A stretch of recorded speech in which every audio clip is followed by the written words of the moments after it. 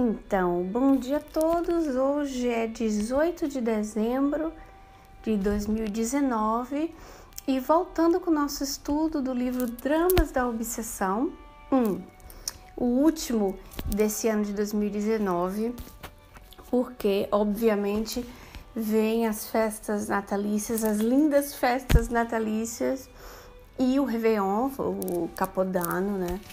E nada, aí nós voltaremos na segunda semana de janeiro, dia 8, se eu não me engano, 8 de janeiro, que é uma quarta-feira, nós estaremos aqui novamente ao vivo e dando continuação ao estudo do livro Dramas da Obsessão.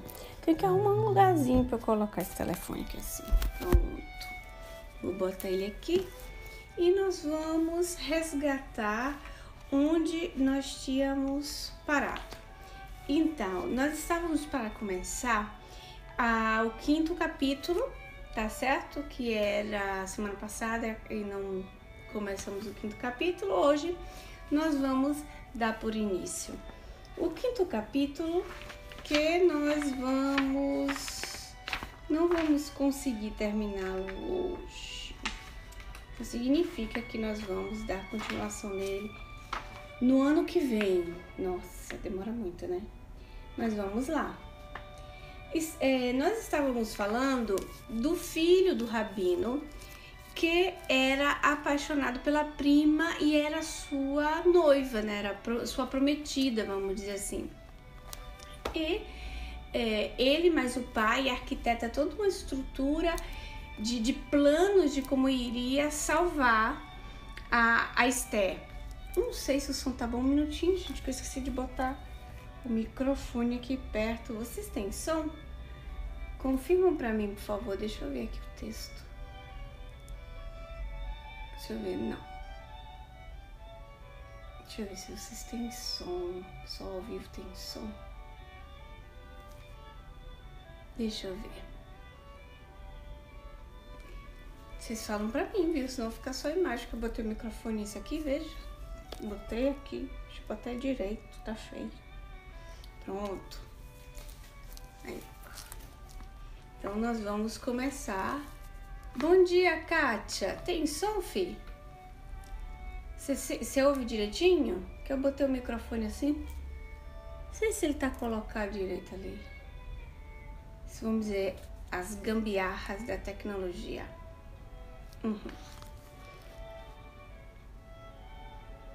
Vamos aí. Confirmem pra mim o som, por favor. O capítulo 5. Deixa eu ver aqui. Eu penso que ele tá colocado direitinho, né? O moço hebreu amava Esther desde menino. Quando a orfandade, tornando-os desditosos, unira sua infância para solidificar um elevado sentimento de amor, que resistiria à desesperação de todas as dores advindas da perseguição religiosa, das impossibilidades e da ausência, desafiando os séculos para se firmar como virtude imortal que os guiaria a todas as demais conquistas morais indispensáveis ao progresso pessoal. Para ele, Esther seria o bem supremo da vida, sua mais doce esperança de felicidade, sua ardente fé no porvir, a mais sagrada e santa aspiração pelo bem de quem não vacilaria em imolar a própria felicidade e até a vida. Então, são espíritos afins, né, que se querem bem e que naquela encarnação eles estavam enfrentando uma orfandade, seja a mãe do menino que desencarnou nas perseguições, assassinada, né, pelas perseguições da Inquisição, e seja a mãe da própria Esther também. A Esther era uma menina órfã, que foi sobrinha do Rabino, que foi adotada, digamos assim, já crescida, né, como filha, e crescendo ali, ela ficou como uma prometida esposa para esse primo que amava desde sempre. Então, digamos que a menina era a doce esperança de felicidade. um gesto afetuoso que ela lhe dirigisse, um olhar mais acariciador, um sorriso porventura ainda mais terno que os costumeiros, eram dádivas preciosas e inesquecíveis, que ele gostava de recordar em noites de insônia, quando as ânsias do amor inquietavam sua alma, impelindo-a aos mais lindos sonhos que pudessem florescer no coração de 20 anos. Então, festejava em doces poemas as graciosas atitudes que tão bem calavam em seu espírito. E já no dia seguinte, enternecido e tímido, oferecia-os à jovem prometida, depois de trasladá-los para grandes páginas de legítimos pergaminhos, habilmente ornamentadas de caprichosos desenhos e arabescos então muito usados para a literatura, acompanhados sempre das mais belas rosas existentes pelos quintais e jardins da melancólica mansão. Então o menino gostava muito dela, amava.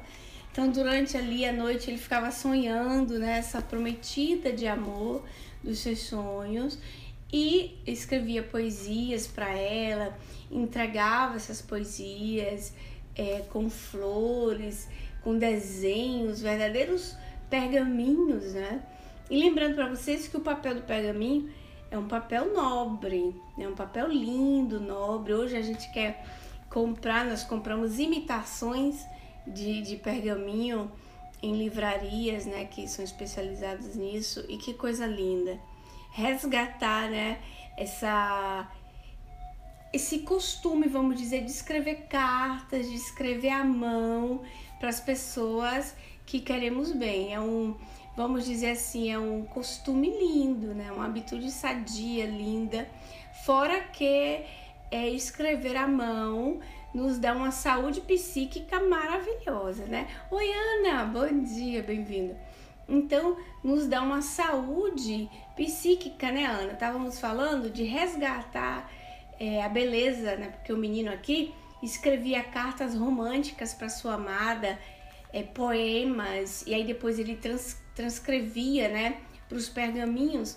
Então, nós falávamos de usar ainda, de resgatar esse costume de escrever cartas à mão, bilhetes à mão, e esperar belas inspirações para escrever coisas bonitas e carinhosas para as pessoas que a gente ama. É muito, muito bonito como tradição. Fora que psiquicamente nos dá uma saúde mental maravilhosa, né? O costume de escrever à mão resgata uma boa parte da escrita do cérebro, né? Da parte manual, e é muito bom também. Além de que você carrega de energia afetuosa, você carrega de carinho para uma pessoa que você quer muito bem. Agora vamos aproveitar, né, pessoal? Escrever pergaminhos. Se encontram em livrarias os falsos pergaminhos. Porque pergaminho era um papel, né, trabalhado diferente, muito, vamos dizer assim, muito de uma qualidade diferente de tratamento. E hoje em dia dá pra gente resgatar. Em livrarias vendem pergaminhos, papéis lindos, para que nós possamos escrever cartas românticas para quem nós amamos. E o período do Natal é um período muito propício, né, para isso. Bom dia, Pri, bem-vinda. Então, assim, ele escrevia essas cartas lindas e românticas para a sua amada. E, vamos dizer, o sonho adolescencial, ele tinha 20 anos o menino, né? O sonho adolescencial entrando para a fase adulta dessa figura amada. Se, todavia, a sós consigo, se permitia desvaneios tão ardentes, junto da linda jovem portava-se acanhadamente. Tal adolescente incapaz de um monossílabo ante a senhora inspiradora dos seus primeiros arrebatamentos. Preferia antes ouvi-la cantar, para admirar em silêncio as suas feições delicadas, como se contemplasse efetivamente a própria encarnação da felicidade. Jamais se atrevera a beijar-lhe sequer a ponta dos dedos ou os anéis dos cabelos, porque em sua presença sentia-se réprobo pelo simples fato de ser homem e considerá-lo um anjo, o bom gênio de todos os aboabes, causa única da felicidade íntima e do íntimo encantamento que balsamizava as apreensões da velha mansão judaica. Então, que lindo, ele era romântico, ele escrevia para ela, mas ele não se ousava, porque havia como um anjo de candura, né, com todas as suas dotes. E isso, vamos dizer, que não era só uma questão de fantasia dele, mas que realmente a Esther era um espírito, né, um espírito carinhoso, um espírito que tinha a sua força presencial, vamos dizer assim. Ô Pri, pois é isso que eu tava falando, a gente resgatar, né, essa arte de escrever cartas para as pessoas que amamos, e escrever cadernos para os filhos, um por filho, Pri, um caderno por filho, e colocar as memórias de tudo aquilo que vem na cabeça relativamente àquela pessoa, a ele. São presentes lindos, né? E simples, que a única coisa que custa mesmo é a caneta e o nosso tempo. Por sinal, existem, gente, canetas, hoje estão fazendo canetas como antigamente, né? Com aquela pena, com a tinta. Se está resgatando isso, né? Apaixonadamente.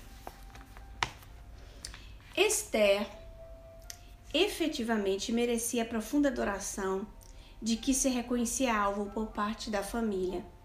Residindo na companhia do tio desde os 6 anos de idade, fora bem verdade que desde a mesma época todo se impusera pela superioridade moral de que era portadora. Desde então, fora como que mãe desvelada, acalentando o pequenino Rubem, órfão de mãe aos 6 meses, divertindo Joel e Saulo com as belas canções que já sabia entoar, ou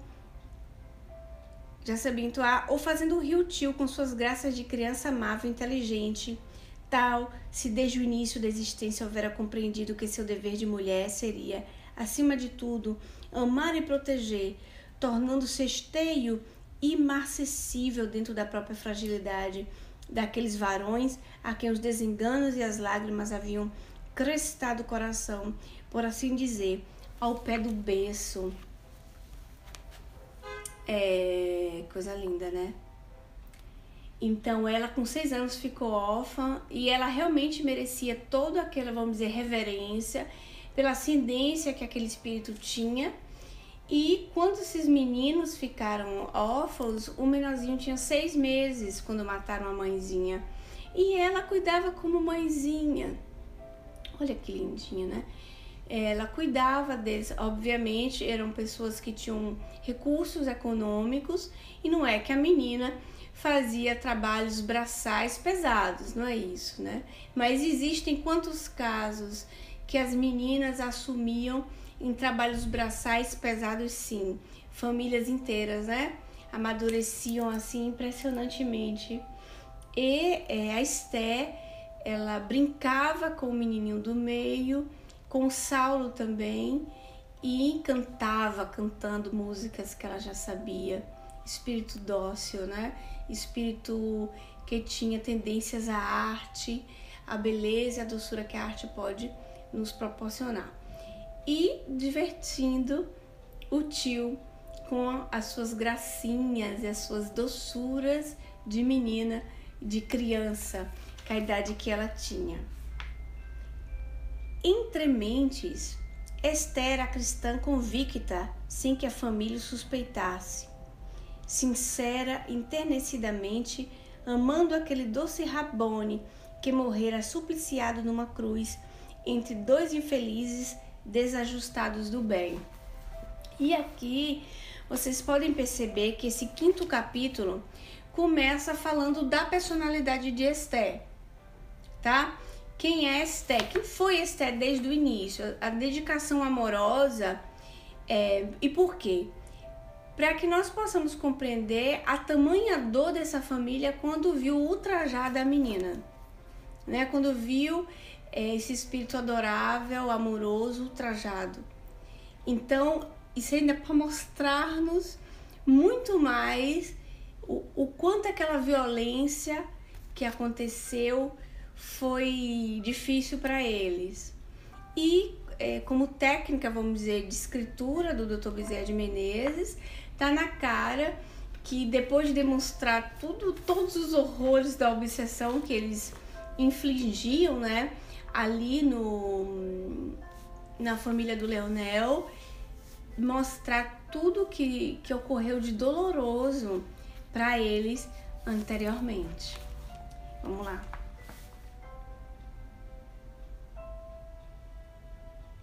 Então, Esther era cristã. Então, por mais que ela tenha reencarnado, olha que coisa incrível, ela reencarnou numa família honesta, de bem, hebreia, né, judia, mas ela já era cristã. Juliana, o que você está falando? Eu estou falando que a influência do meio cultural ela tem um peso muito grande. Mas um espírito que ele já tem uma certa convicção, ele por mais que nasça dentro de uma família que tem uma convicção diferente, por exemplo, os judeus eles têm a convicção assim, e os muçulmanos também, que Jesus ele era um profeta. Ponto. Um profeta que merece muito respeito, gente? Mas um profeta. Nós não, né? Os cristãos eles têm uma convicção mesmo da importância de Jesus como espírito na terra e que mudou a história. Então, os cristãos sabem da ascendência moral de Jesus acima, por exemplo, de Moisés, não é? Que era um profeta da lei hebraica do Velho Testamento. Nós sabemos a ascendência de Jesus como espírito sobre Elias, que era um profeta muito sério do Velho Testamento. Nós sabemos que Jesus como espírito era muito superior a Jeremias, a João Batista. Então, para nós cristãos convictos, independente da questão de fazer Jesus Deus, que nós sabemos que Jesus não é Deus. Bom dia, Dea, beijo. Então, nós sabemos que Jesus não é Deus, né? Nós espíritas, nesse período evolutivo dessa encarnação, nós sabemos que Jesus não é Deus, porque Deus não é espírito, né? Nós sabemos disso. Então, Jesus é espírito. Se Jesus é um espírito, apesar de ser um espírito já ter chegado à perfeição, então Jesus não é Deus, não tem como ser. Então nós já temos essa convicção. E a menina Esther, quando reencarna, ela já tem essa convicção desse doce Rabboni. Assim, particularmente, eu acho lindo, lindo, lindo referir-se a Jesus como Rabboni. Vocês não acham? Enquanto vocês estão aí refletindo sobre Jesus Rabboni, essa nomeia de Jesus, eu vou salvando o áudio aqui do GE.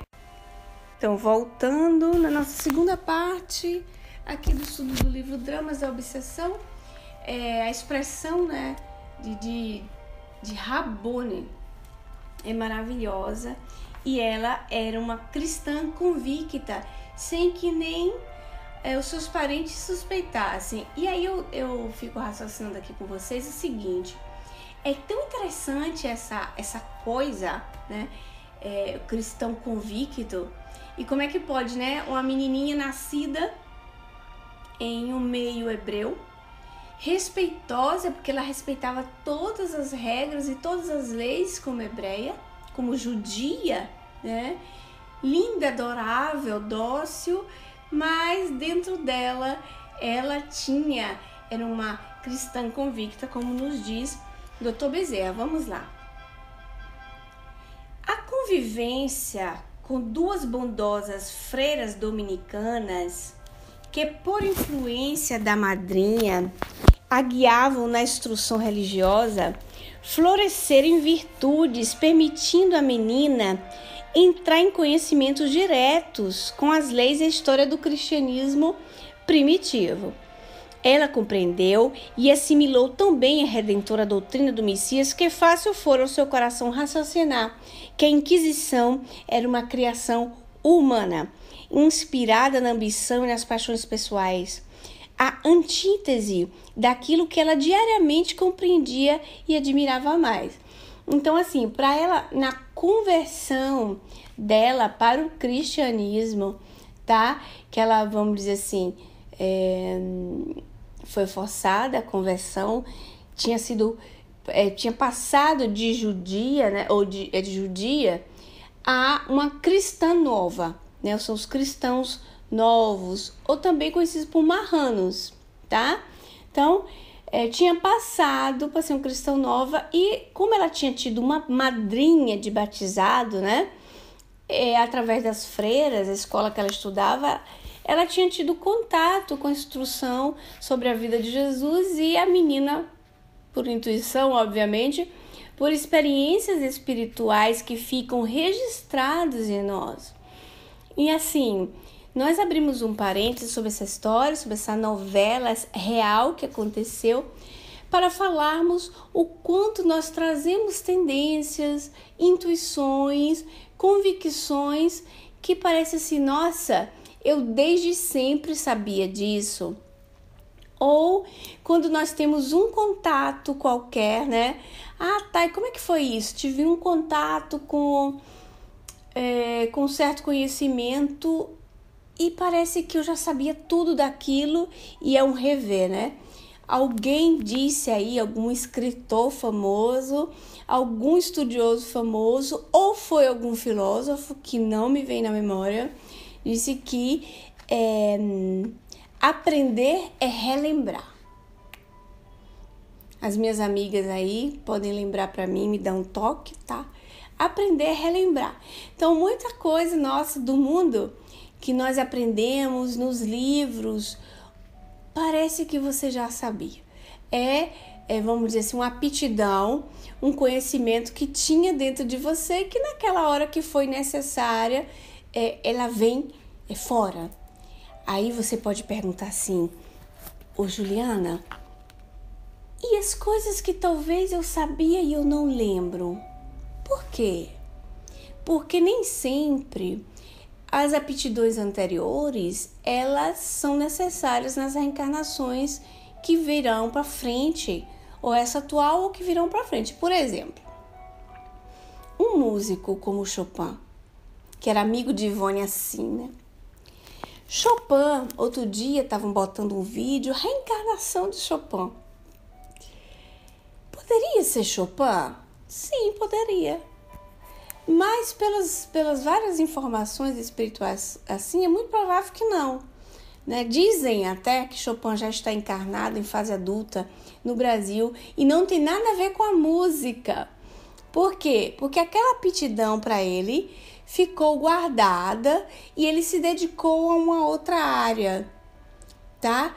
Então, ele precisa adquirir outros aprendizados. Por exemplo, vou dar outro exemplo para vocês, mais banal. Não é que a pessoa é banal, mas é mais assim, vamos dizer, do dia a dia. Sem pegar o exemplo do grande Chopin, vocês sabem que as meninas do século XIX, as meninas de condição econômica boa, elas tinham que ser prendadas, né? Então, elas aprendiam línguas, elas aprendiam lidar com a manualidade, com bordados, que era uma coisa maravilhosa, né? Com costurar, e não só. Elas aprendiam instrumento também. Então, muitas eram ótimas. Você viu essa menina aqui, a Esther? Ela sabia tocar perfeitamente harpa, a menina, piano. Nossa, coisa linda, gente. Então, era uma das partes da instrução da mulher, era ela saber um instrumento. Porque ela ia tocar para o pai, para o marido, ela ia adoçar, né? Os saraus das famílias.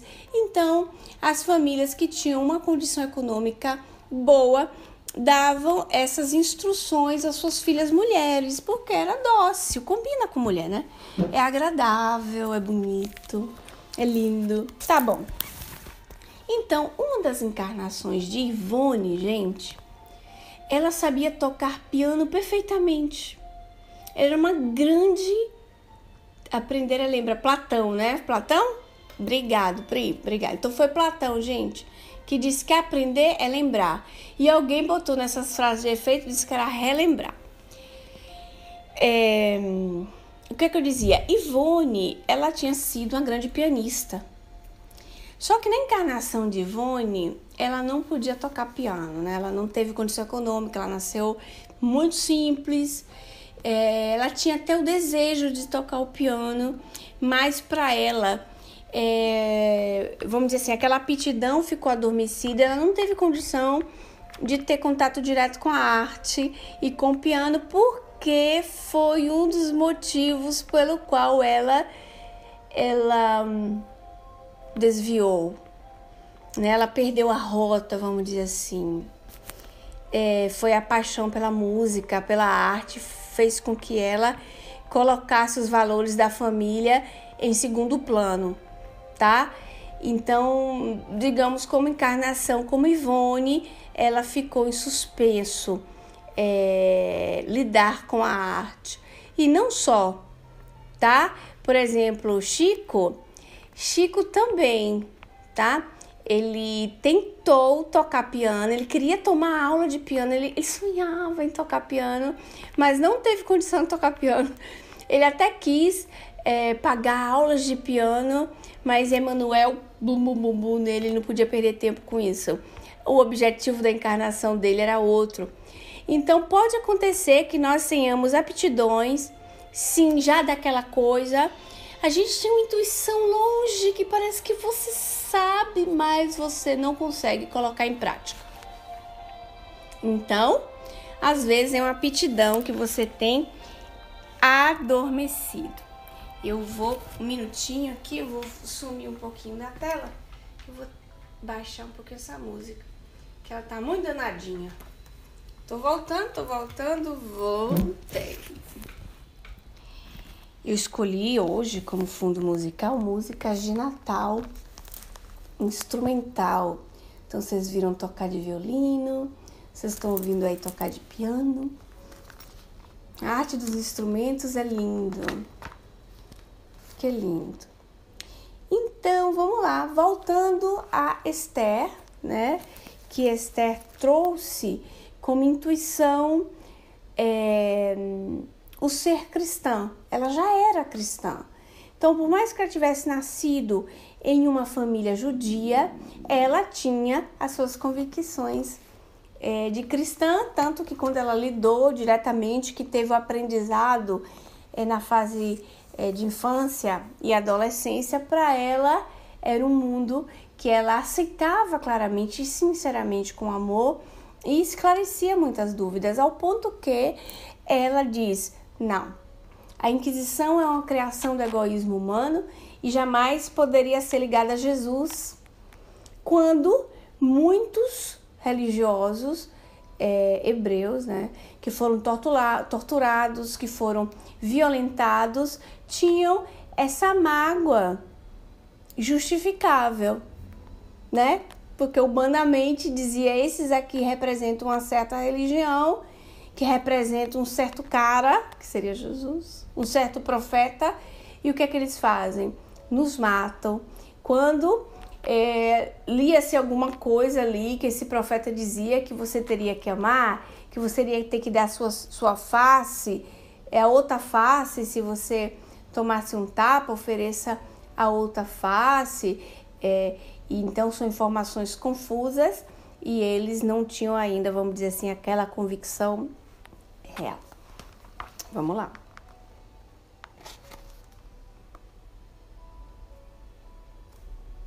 Tô achando pontinho, viu? Então tá. Tal segredo. Deixa eu controlar a hora aqui. Estamos em tempo. Tal segredo, porém, era absolutamente seu, e ela o guardava cuidadosamente no recesso da sua alma angelical, que somente com o próprio Jesus se confidenciava.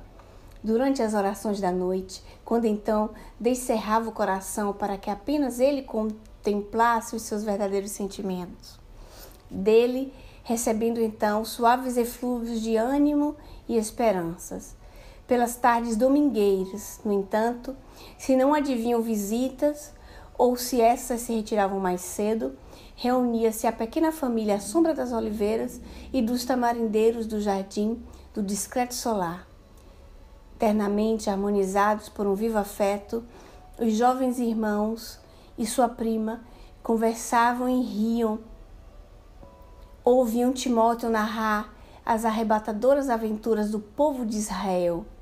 Abraão, Jacó, José, o Egito e o cativeiro sob o poder do faraó ou de Babilônia eram fases inesquecíveis, cujo noticiário conviria, que lindo, né, ser passado de geração a geração, como estímulo e lições que se decalcariam indelevelmente do coração de cada descendente da raça.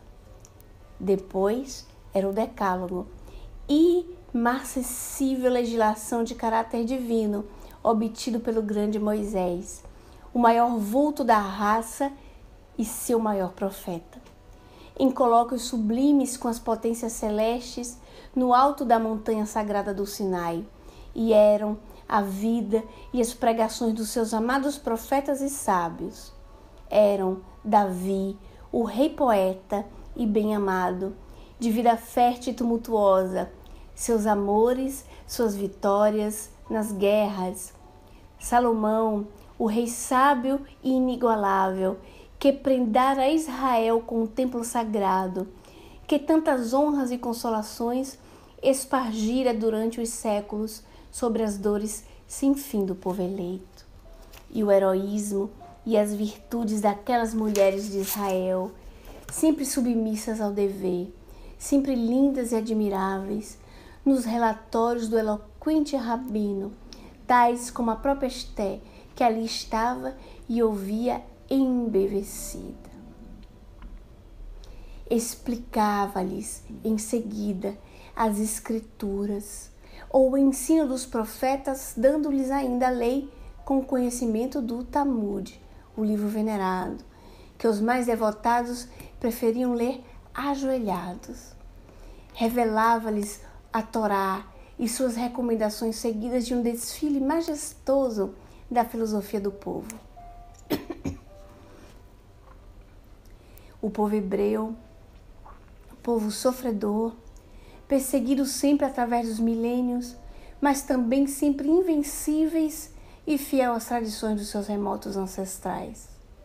Então, entusiasmo especial se apoderava do rabino e o vigor da oratória elevava-se a cada novo lance da sua épica exposição, purpureando-lhe as faces e alterando-lhe a voz, como nos antigos tempos da cátedra, em sua sinagoga.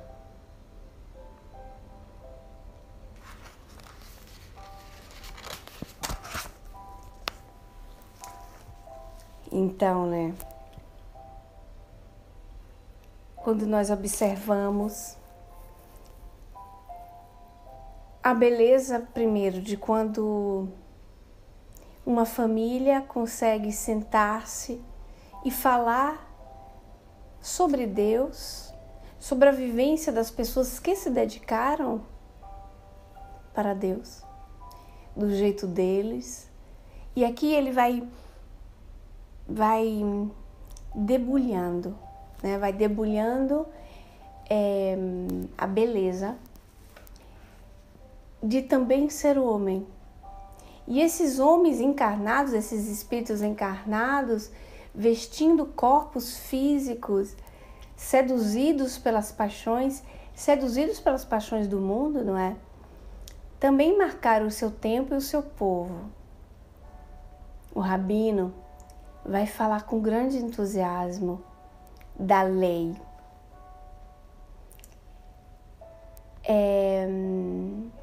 E é isso, né, Andréa? ele tinha aquele apego, como tem ainda, né? A história do povo hebreu, e eles contam e recontam nos séculos. A Torá, que nós imaginamos um grande livro, eram vários pergaminhos que ia passando, eles escreviam à mão, né? Arrotolado, tem um nome, né? Que eu não sei o nome. Em pergaminhos assim, arrotolados. Então, a leitura do Torá, eles abriam e tinha todo um ritual para pegarem naquilo ali, né? Que era um momento de honra. E eles falarem do seu povo apaixonado, né? Que venceu o deserto, que venceu outros povos para levantar a bandeira do Deus único. Era o povo monoteísta, né? E um povo que o monoteísmo não veio logo, né? Veio conquistado nesses séculos, né? Desde até chegar Jesus.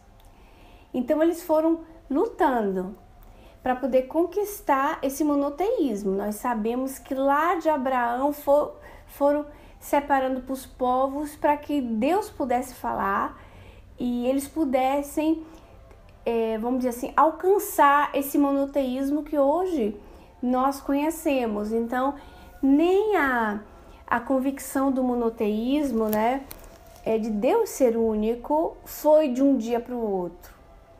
Foi sempre através de conquistas, foi sempre através também de quedas humanas, de dores. Foi sempre através de podas, né? As podas das roseiras, né, André? Para que aqueles espíritos pudessem vir e revir sempre mais fortes e com convicções. Nós vamos concluir o nosso trabalho de hoje, o nosso estudo de hoje, que encerra o ano de 2019. E quando nós falamos dos dramas da obsessão,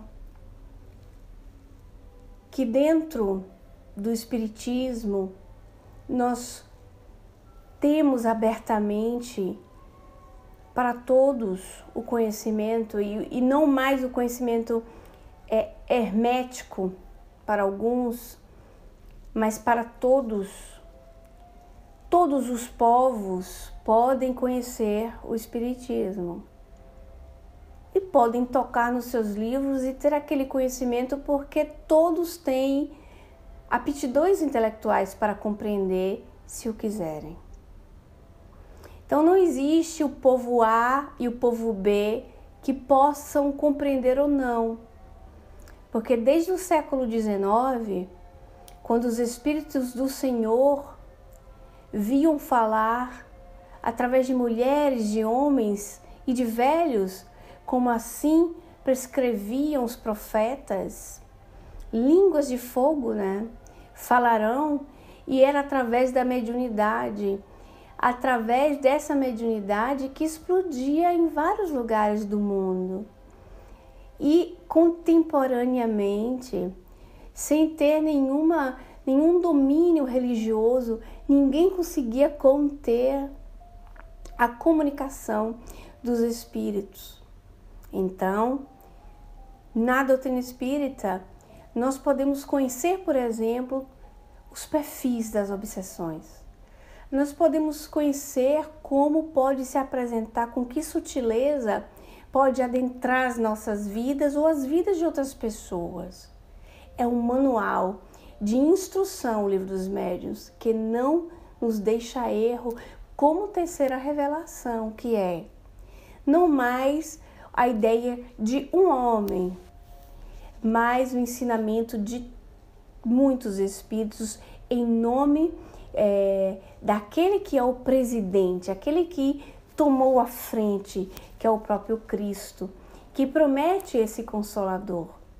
Então, não é mais opinião de um homem, porque Allan Kardec, ele diz claramente que até as suas opiniões eram corrigidas pelos espíritos superiores e que Jesus era aquele, o Espírito de verdade, que presidenciava, né, que tinha controle sobre aquilo que vinha nos dizendo.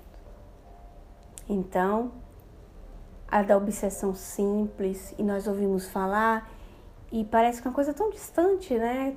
Tem a ver com a novela que a gente está estudando aqui, essa história real, ou com situações dos outros.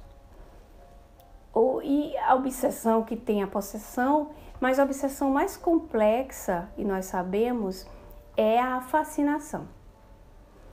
E a fascinação, ela vai se insinuando de uma maneira tão sutil, né? De uma maneira que é como se fosse cozinhando o psiquismo da pessoa lentamente. Então ela vai tendo, ou por uma mediunidade, através da mediunidade patente, né? Através de escritos, ou orientação dos espíritos, que cega ao ponto a pessoa que ela não consegue perceber, ou através da influência oculta. E essa, vamos dizer que é a mais comum, porque é muito devagar, vai se agregando as paixões em raiz, e os anos vão passando, e através da influência oculta ou as situações que as pessoas acreditam ser por coincidências, começam cravando ideias sutis nas cabeças, nas mentes, e a fascinação.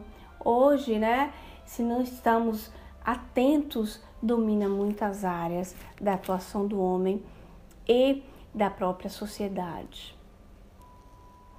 Às vezes, na convicção de que nós estamos fazendo a coisa certa, nós nos comportamos como cegos guiando os cegos.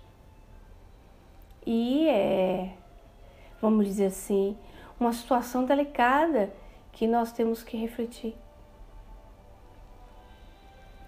Ao dia do Natal está chegando, simbolicamente falando, e mesmo simbolicamente falando, mesmo que todos os históricos te disseram que Jesus nasceu em março,